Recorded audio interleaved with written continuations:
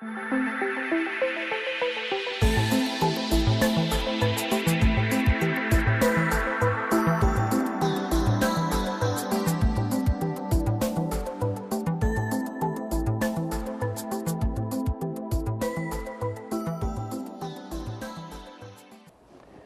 once again, and welcome to JCTV Mid-Missouri Art News, supported by many enthusiasts in the state of Missouri and around the country, thanks to our YouTube viewership. Coming to you from the capital city of Jefferson City, Missouri. I'm your host, Rick Jey, with two special guests today, sculptor Steven Gorman of Rolla, Missouri, and artist Carol Norton of the Jefferson City, Missouri area.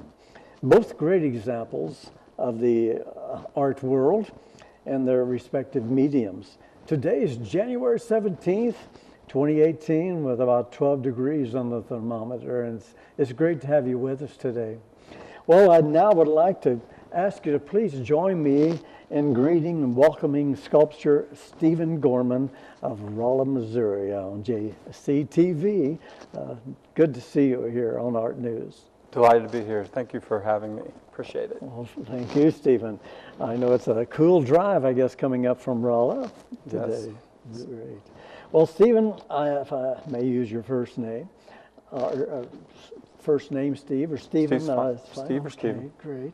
Please tell us a little bit about you and those highlights of your life that best describe Steven Gorman, if you would, please. Well, I was raised in North Kansas City, and my parents were great parents. My dad was a master mechanic, and my mother is a housewife. She did work at Kmart, run the blue light special. Oh, yes. Remember those days? Yes, I remember those days. And I went to Wynwood Elementary School and Eastgate Junior High, and then I moved to Odessa, and that's where things really started happening. Oh, really? I had a fantastic art program, and my parents made sure that I would meet all my teachers, and Tommy Thompson was my junior high teacher, and he really turned me on to art, and then he introduced me to the high school art teacher, and her name's Dorothy Northrup, and I was winning national awards by the time I was 16, 17 years old in New York City.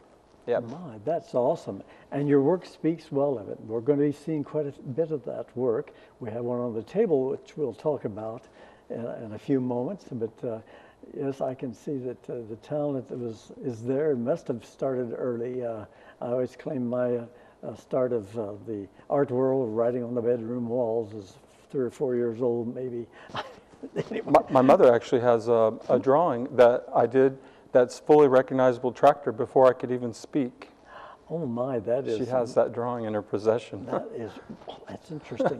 Would you like to see a shout out to anyone at this time? I would just like to thank my wife for all the hard work she did in preparing for this, and my mother and father, and just everybody that's been a part of my life, helping me to become who I am. You can't do it yourself. You need help along the way. That inspiration, that help, and when you fall, someone to pick you back up as they pick the clay back up, what have you, or the brush. Well, as you basically share with us when you were first inspired as an artist, was there any specific time, should we say, that really was more an inspiration? Your first time receiving your first award, maybe?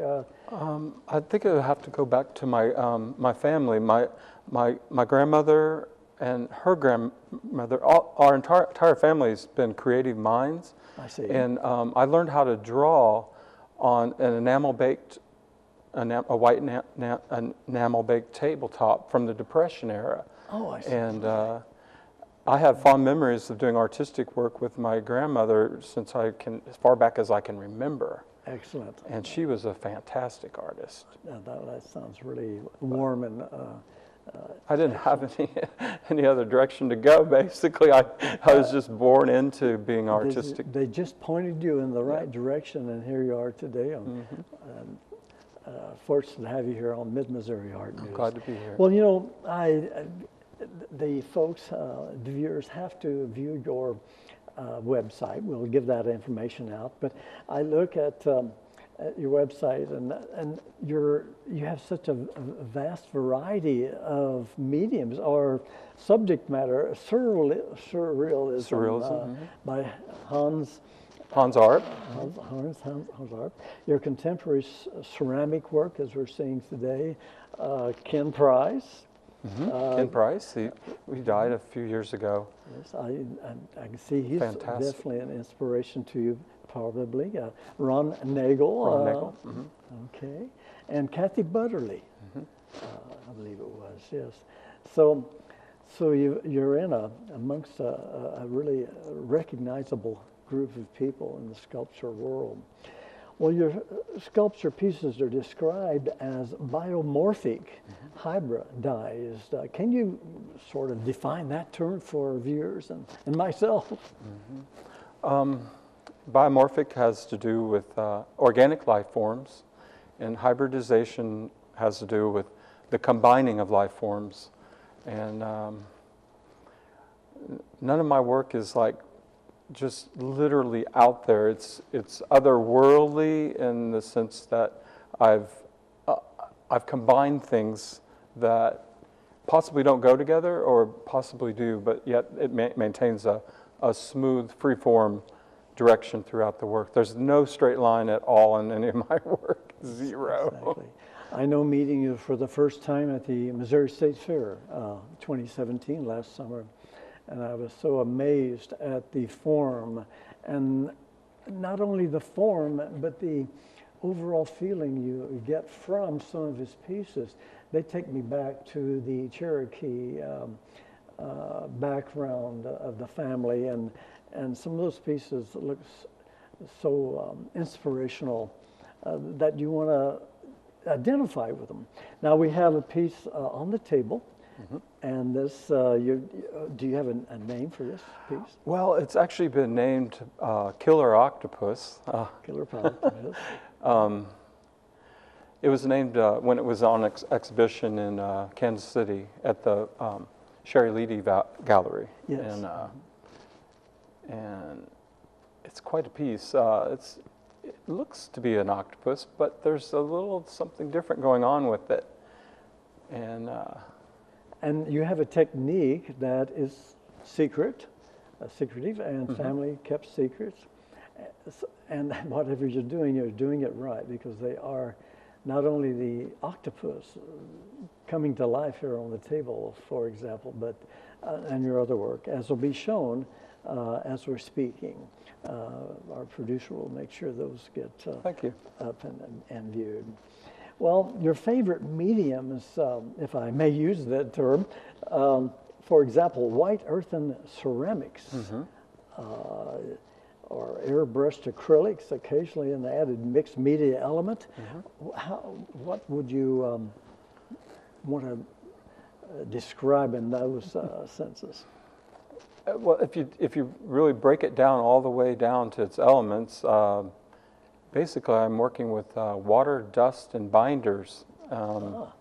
It's the essence of everything that we are. You know, we're elements of of dust and dirt. Right. But I make my creations out of the earth, basically, and they are tested by fire. And so it's basically, we're going back to the element of dirt or earth, dust to dust, ashes to ashes, dirt to sculpture, what have you. So and yet they're living creatures. And they're, yes, definitely, because the basic elements, I guess we should say, are there. If you really stop. If you really break it down. Right. Well, your sculpture is defined by many people as they view and interpret them in their own minds. Some of the examples are being shown as you describe your feelings on those interpretations. I have remarks already, people that I've asked of you: stunning, alluring, and mysterious, sensuous, with deep meaning. And I'm sure that's what you're after. All my work starts with a thought, a concept, and nothing I've ever built has, take that back. Most everything starts out as a concept and it turns to a drawing, an elaborate drawing. Oh, I see. And that's where my foundation is drawing and the design. I think the piece through, but I leave it open to have a direction to go its own way. I give and it, gives back, and it's a give-take process all the way through. And so that's the overall thought process, how you bring it together on paper, and still again, it's just like putting on a canvas. You have it in your mind. It's got to come out with the elements, and as you make adjustments, and then hope that it does appeal. Years of mastery too. Oh yes. What that's not seen in the work is the thousands of hours of practicing your craft to become the very best you possibly can become. And it does show in your work. Thank you. It's really so impressive. Now, may I share with the viewers, this piece on the table is valued at its... I would rather not like to talk about the value of the piece, but it's valuable. It's valuable. We have to be very cautious. So I didn't know where to go with that because... That's fine. But it is valuable. Well, a favorite piece of mine is the piece entitled Remembrance Embrace. Mm-hmm. And on the website, again, it describes that, and you might want to share that with our viewers. That piece kind of a great is story really behind touching, that. really reaches my heart, and with your story. One of my Kansas City collectors, his fiance was diagnosed with cancer, and she was battling cancer, and she went into remission. And he contacted me and asked me to build him a piece to celebrate that her cancer had gone into remission. And he was so taken by the piece that he asked if I could make reproductions of it. So I built it took me 180 hours to build a 5-piece mold. Oh, I see. And I cast five copies of it. And then I did them in different requested colorizations to commemorate what loved ones have gone through. Yes. So, well, it's a great piece. Quite a piece. And I invite the viewers to go to Steven's website and take a look. As we're running close on time, you might go ahead and share with us. Do you have any projects now in process, basically, or at a venue for show and viewing, where they can actually walk up to a piece and view it? Well, currently, I'm kind of going back to my roots of watercolor. I started out as a watercolorist, and I was trained as a painter. And in college, they made me decide whether I was going to be a sculptor or painter to get my master's degree. So I chose sculpted paintings. These are like watercolors. I see. They're painted three-dimensional watercolors. And but I have a great love of music, all genres, from the early 1900s to present, but basically the area of where 33.5 RPM developed. And I go in and I'm creating a conceptual, multi-sensory work of art, completely different than my ceramic direction. I don't have a studio that has heat or running water now. So I'm reinventing myself. Out of pain and suffering, something great will come out. Yes. Art is my life. I am art. Yes, excellent. So this is the way I am expressing myself now. So now you're interested in music. Well, there's... music as art. It's art about art. That it is. If you will. The music, spinning of records at the radio station for years, as I've described to you. Well, then, since we're on that topic of music, I have one phrase. Now, I'd like to ask you a question. See if you know where this phrase comes from, because it really describes your work in the overall interpretation. That phrase was ooh-ee, ooh-ah-ah, ting-tang, walla-walla, bing-bang.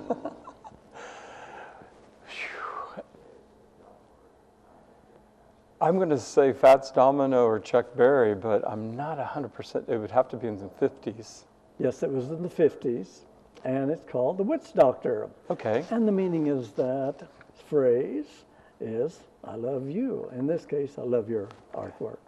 So a little bit Thank of you. music, a I'm little sorry memory. I failed. Oh, that's all right. I thought sure I'm you still learning. I'm still building that collection. well, I've got that record at home in my own collection. So, ooh, ee, ooh, ah, ah, ting, tang, walla, walla, bing, bang. Okay. Well, before we say goodbye, I'd like to ask you if you'd like to leave your website Yes. with our viewers, email address, telephone number, what have you. StevenLGorman.com, artist at StevenLGorman.com. Okay. Should be able to find me if you type my name in. Yes. And I once again invite everyone to please go to the website. You'll be amazed. You have probably 500 pieces. Thanks to my wife. She's the CEO of this operation. Oh, I'm the creative department. That's about it. Oh, super. Well, Mr. Gorman, I want to thank you for being my guest here today on JCTV, Mid-Missouri Art News. There's just not enough time to cover all your inspiring work, so I'd like to invite you back at some other time to return and be my guest once again on JCT Spotlight on the Arts, where we'll talk with you for about 30 minutes. I'd be delighted. Okay. I'm honored to be here. Well, thank you. And Steven will also be with the Runs Center, Nature Conservation Center, and JCTV Spotlight on the Arts this May and June, don't forget. Well, thanks once again. After the break, we meet a well-known artist and person many people may be able to identify with from our area. I've traveled to the home for a field taping of an artist who you may well know.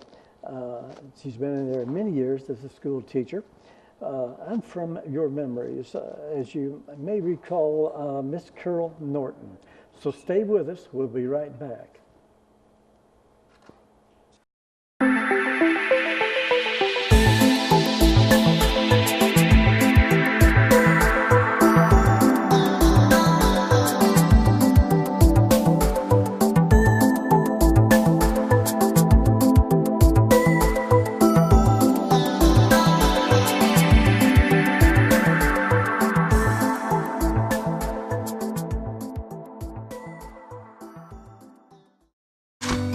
Matchsticks, matchbox, matching tie to matching socks. You don't know why, but you're really special to match point, match game. You and I are not the same, but I can tell that you're really special to me. There's something I can give to make you laugh, to help you live. We're the perfect match, and you're really special to me. We're the perfect match, and you're really special to me. Please join me in welcoming Miss Carol Norton to JCTV, Mid-Missouri Art News. Thanks for being with us. We are conducting this interview at the home of Carol and Bill Norton, not far from where the confluence of the Osage River and the Missouri River takes place. A beautiful sight from the home and a great setting for any artist who is looking for the surroundings and brings a peaceful atmosphere of back to nature for any artist. Thanks so much, Carol, for inviting me to your home and studio that we're taking welcome. Shoot in. Welcome to our home. Thank you. Well, Miss Norton, please tell us a little bit about you and those highlights of your life that really describe Carol Norton. I was born close to the Missouri River in a farm community in a little town named Norburn, Missouri. Norburn, I see. By Carrollton and etc., those small towns around there. So I was in a country life all my life. My father was a farmer. My stepdad is a farmer. My mother, bless her dear heart, died 2 months ago. She would have been 100 years old in November. Wow. This past November. Wonderful homemakers, farmers, down-to-earth nature, natural people. And I got a love of the river and a love of nature there. learn to respect it. I see. That sounds great. So you was inspired early. We'll talk about that in a minute. Now you have two beautiful children. You might want to say hi to them. Thank you. My children, Christopher Allen and Catherine Amanda, they are my twins, and Elizabeth is my older daughter. She's in Madison, Wisconsin. Madison, Wisconsin. Yes. Wisconsin. So, a greeting to all three of those. Thank you. I've been able to visit with Carol in past and Belle, and I meet the children, the twins. So it's really a warm family and a warm setting. So I'm so happy to be here today and be invited back and have Carol be a part of the Mid-Missouri Art News. Well, Carol, can you shout or share with us when or how you were first inspired to become an artist? And art was not involved in the country life where I was. The town I was born in never reached 1,000 people. I see. I did not have an art teacher, and there wasn't any around. Basically, the classroom teachers did things that were fun to do with some materials. When I was a senior in high school, there was a gentleman who came around that wanted to teach art, so I was able to take a semester of art then, and that got me interested. But other than that, I had no art, and I went to college and got involved with it there. Yes, that's what my next question was. Probably in high school, then in college. Now, you've got quite a background in education. Yes. And you might share a tidbit of that with us. Yes, I've always had a passion about education, and I wanted to be an elementary teacher. And the doctor in my hometown wanted me to follow him into the medical Oh, I see. situation. I said, no, I'm supposed to be a teacher. So I went in that direction and went to the University of Missouri at Columbia, got there, and my third semester, I was turning sophomore then, I was with my advisor, and he said, you have an elective that you need to do something with. And I said, what's an elective? Because I hadn't thought about things that way. Yes. I was busy learning. And he said, well, we have this art class that's right here, and it's right in this open area between the things that you signed up for. So what do you think about taking an art class? And I said, sounds great to me. So I took the art class. It went very, very well. I got an A in it. It didn't have a final. I enjoyed it so much. It was great. So I went back the next semester to get signed up for the next semester's work. He said, you still have electives? And I said, okay. He said, how about art again? And I said, fine. So I took another class in oil painting. The first one was oils. The second one was oils. I got an A. There was no finals. This is wonderful. Yes. I went back the third time, same thing. I signed up for oils again. Went into my class, and it was a different instructor, and we had a model, and he said, well, the arm is more kind of like this. Didn't you learn that in your drawing class? And I said, I haven't had drawing class. Oh, my. He said, you haven't had drawing? I said, no. He said, do you know that there are prerequisites for this class? And I said, no. He said, you go back and you take all the prerequisites for this art class. You major in art. You can do whatever else you want, but you'll major in art too. Right. And so I did, and that's how I got into it. And it speaks well of Carol's background. I can see from the foundation. We will be viewing some of her paintings and artwork. So stay with us. Now, you did teach for a number of years. I have a degree in elementary ed, K through 8. I have a degree in fine arts, and I have a degree in art education. And I have a master's in art education. Right. So that's where it got me. I see. It's very interesting. Well, Carol, can you then share with us your compassion through art and the children you taught? What did that mean really to you? Share some of that background with us. And I've always had a passion for education, and so I had to continue that as well as the art. And then the art came along and attached to me, but I've always had the passion for education. And I wanted to teach elementary art. When I came to the Jefferson City Public Schools, they had a vertical staffing. That means it was just like high school. There were music teachers and language arts teachers and social studies teachers, and the kids moved from room to room just like high school. Ah. So I had Nichols, Mr. Nichols, as a superintendent then, and he was very concerned that all of his people be certified in what they were teaching and well qualified. He, the year that I was free and graduated, needed a swing teacher. He needed somebody to teach elementary ed, and he needed an art teacher. I see. So the art got me a job initially and started my whole career in education. I was taught art with the Jefferson City Public Schools and other things. I taught both of them. I started with 4 hours of math a day and 2 hours of art. Wonderful combination. Yes, and you identified with the children, and they I did. identified with you. And I understand there's a young lady that comes to see you to take care of your medical condition. Yes, yes, That- yes. I taught, just a second, I had taught in the Jefferson City Public Schools for 13 years. I taught all ages, kindergarten through 8th grade.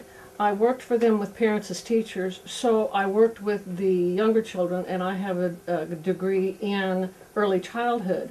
And I also taught college level courses that I designed for business management people in art. I see. have not taught 9, 10, and 11th grade, 12th, 9, 10, 11, 12th grade. So I've had experience in all those ages, and the art brings it all together. It goes I back see. and forth. Art was always used in different That ways. was the glue. Yes, that and it was pulled- communicative in my math classes and reading classes and other classes to help with all the other subjects. I see, very good. So art is an integral part Right, of everything, and it can be Definitely. used in teaching dramatically. I can imagine. Yes. It's like cue cards and all types of art now is still Yes, used with yes, class. yes. Now there's the children, the compassion for the children, and what you received from them, and even the young lady that I mentioned a few minutes ago. Tell us a little bit about your nurse. Yes, I have a chronic illness, and I am on some experimental medications that need to be monitored by the medical company. And I need a nurse that will come to my home and take blood and urine samples and send it back to them and to my doctor and to my neurologist and other people. And it happened to be a young woman that I taught in grade school. And we have a picture that you painted of her. I that drew we'll a be- picture we'll of be her sharing. way back when she was in the 3rd grade. Oh. And I gave it to her father when she came to be my nurse. And we all got tears in our eyes. I can imagine. Yes, and Yes. she gets to be with me for 4.5 years. Oh, that's super. That's quite a story. Well, you once shared with me that you were inspired by Miss Ruth Hogan, a lady who brought art to the classrooms of Jefferson City, Missouri, many years ago. Miss Hogan is remembered annually by the Jefferson City Art Club, which hosts a children's art exhibit in her name annually. Yes. And can you share with our viewers a little bit about the true character of Ruth Hogan? You Ruth- knew her as a friend, as a mentor, etc. Ruth Hogan was a very, very, very special woman. She was a dynamic and an intelligent woman. She had a bachelor's in art and she had a master's in art. She was a passionate woman about her work and about art. She came to the Jefferson City Public Schools, so they hired her. She eventually became the coordinator for the elementary art teachers, I see. and very, very thoroughly involved in writing the curriculum for the elementary art division of the Jefferson City Public Schools. Yes, she was involved in that whole development, and she worked with the high school director, and they created the curriculum. She was very, very close and loving and kind and teaching with her teachers. And we were her teachers. We were all a family, and we all shared information and got together and shared what to do with this, what to do with that, what medium to do, how to do this, how to try that, how to communicate with the kids about this, how to put this in a different direction and share it with other groups in the schools.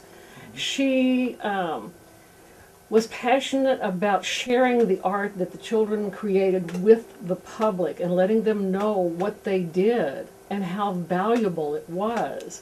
It's not just a piece of pretty things that somebody collects and made. These children, this was their time of the day to be totally themselves and creative. Therefore, she comes up with the idea of an elementary art show in Jefferson City, Missouri. Yes. And that's how the Ruth Hogan basically began and carried through all these years with the Jefferson City Art Club, which you may view in Jefferson City annually. Look for that if you can. And so yes, that's basically the story and the origination of Ruth Hogan, and not only her compassion for the children, but also her fellow teachers, who I understand you all looked to her and called her mom. Yes, and she was. She took care of us, and if there was any need that we had, she found a way to help us get there. Right. And she was so good at teaching, she taught us to teach art. Right. And how to do that initially, and she did that with us, is that she accepted what we did. Excellent.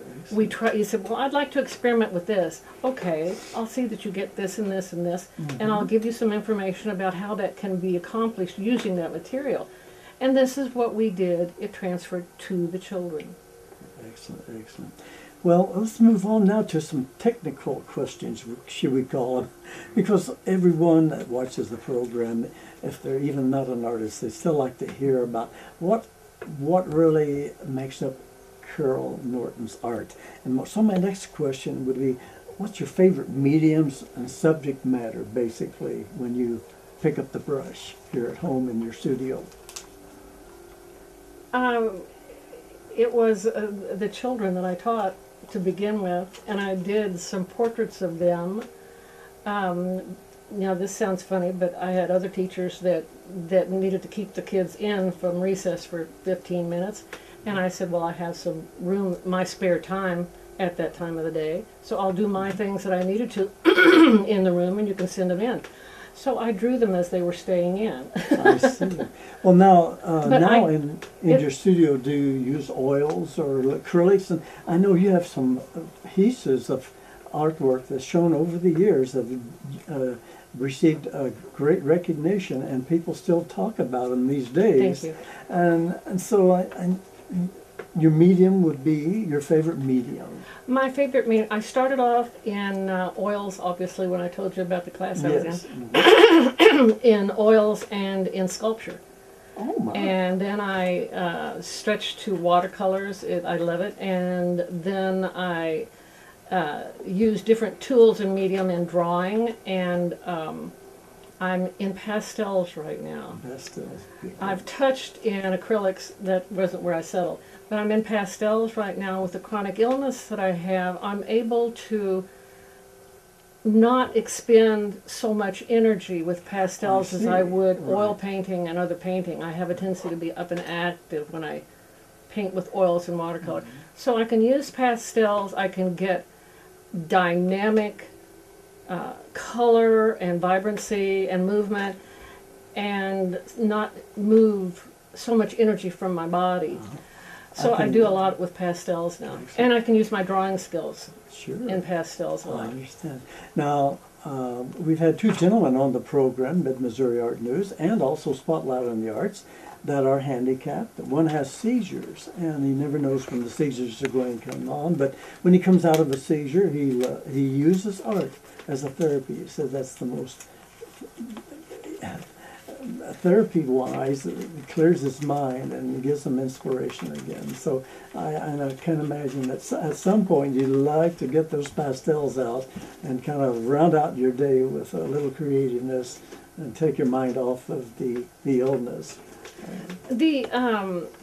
art is used as therapy many, many times in many, many places. And what it does is to assist in your using another side of the brain. And this is one of the things that has come into light in the last decade or so, is that the two hemispheres are being used, both the left and the right side. And the right side is dominated by things like art and the abstractions into which our brain goes at those times.